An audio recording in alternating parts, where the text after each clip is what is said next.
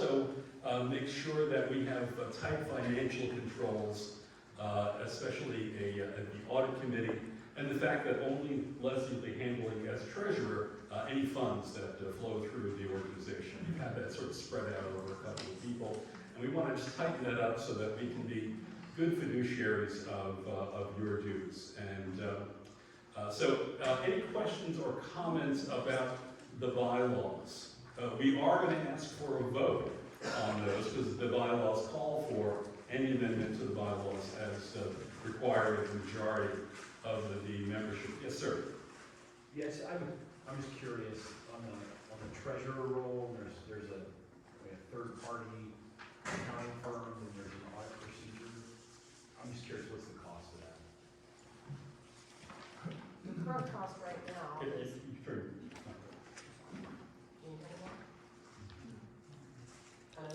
Hold it.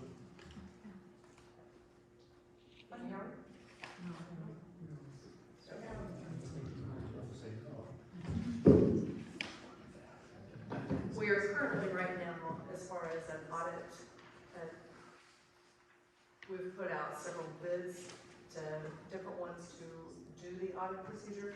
Right now, what we are doing, we will have a committee with an outside source that also will come and, I think there, it says four of us plus one outside source that will do an audit. And then we will have an end of the year financial audit by CPA firm.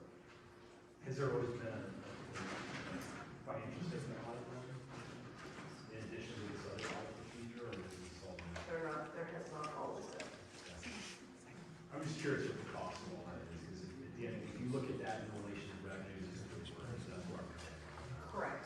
And we ran into that one. Yeah, so we looked last year at capital A audit, right, a formal audit by a firm, and it would be $10,000, right? It would have been a fifth of our revenue, just to understand our revenue, right?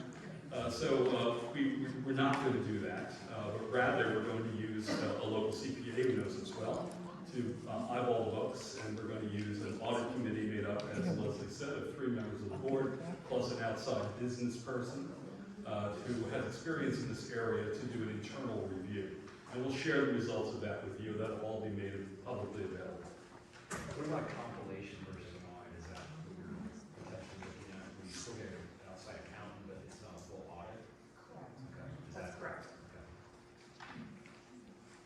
Other questions or comments on bylaws?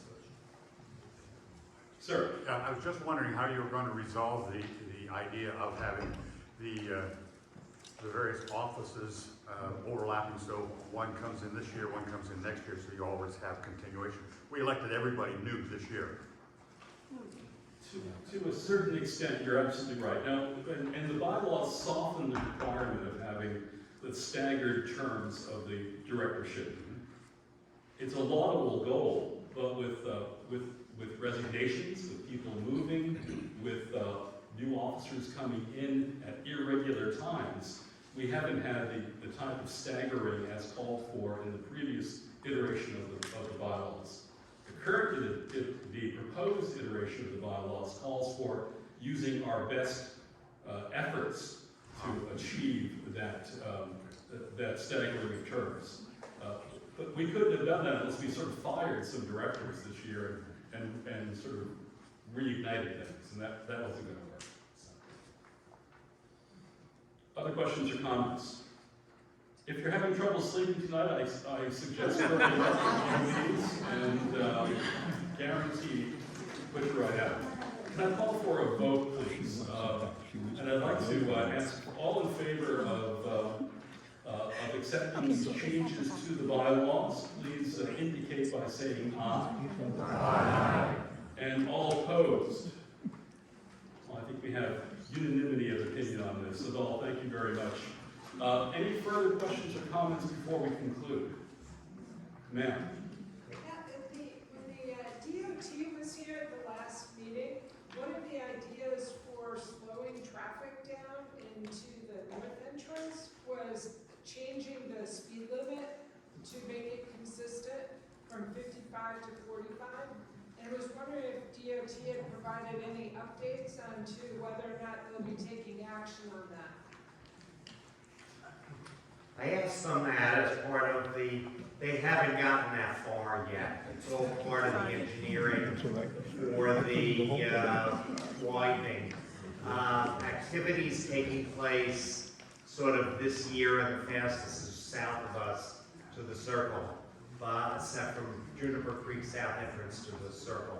But the north one was, we'll get there as fast as we can.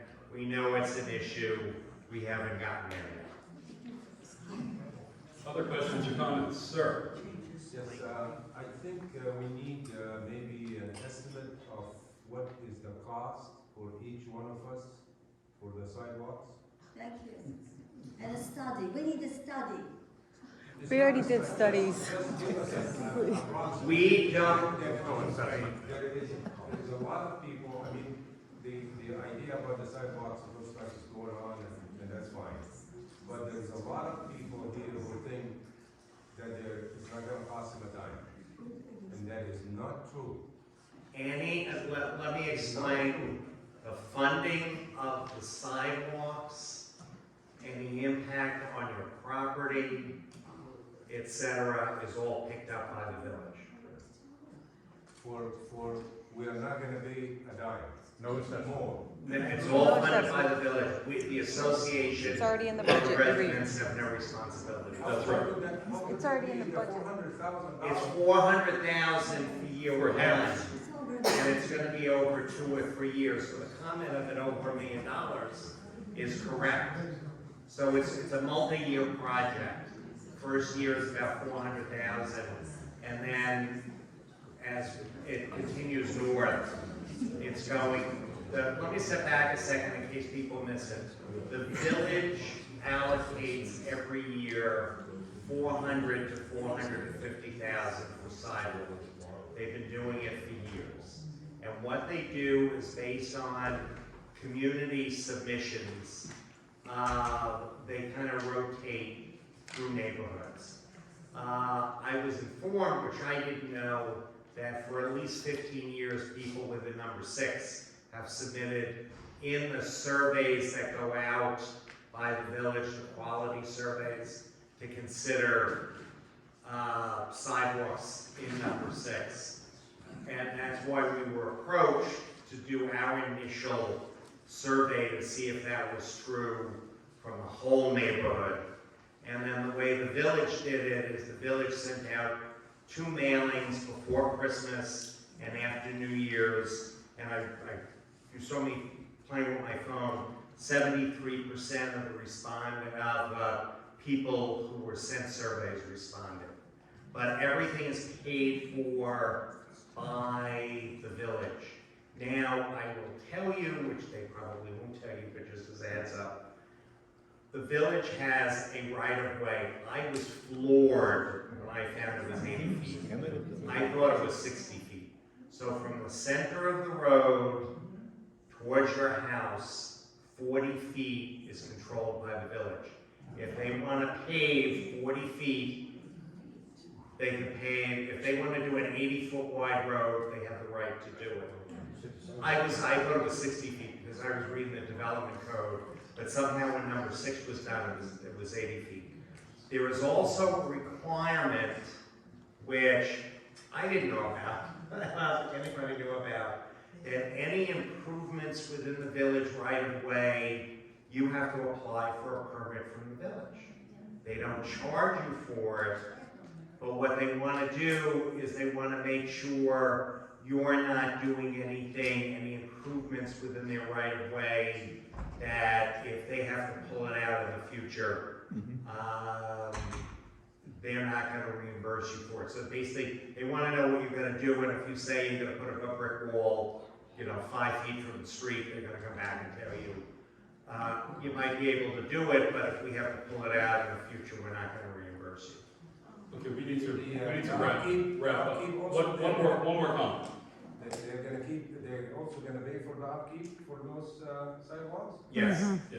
And So- the damages to sprinkler systems and power lines and all this? They will pay for that. Where are they gonna get the money? Where is the money? It's already budgeted, and it's budgeted over the next 3 or 4 years. years. But we pay for all, excuse me. So you go to I went with Congress on budgeting.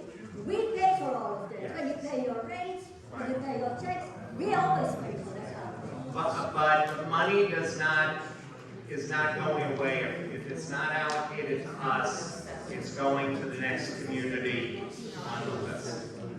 So it's not, no matter what we do, if we say no, our budget is not being reduced by a dime. The next community on the list will get the funds. Okay, I'll be around if you have questions. absolutely. All right. Thank you all very much. Great discussion. Take a nice flavor on the way out there.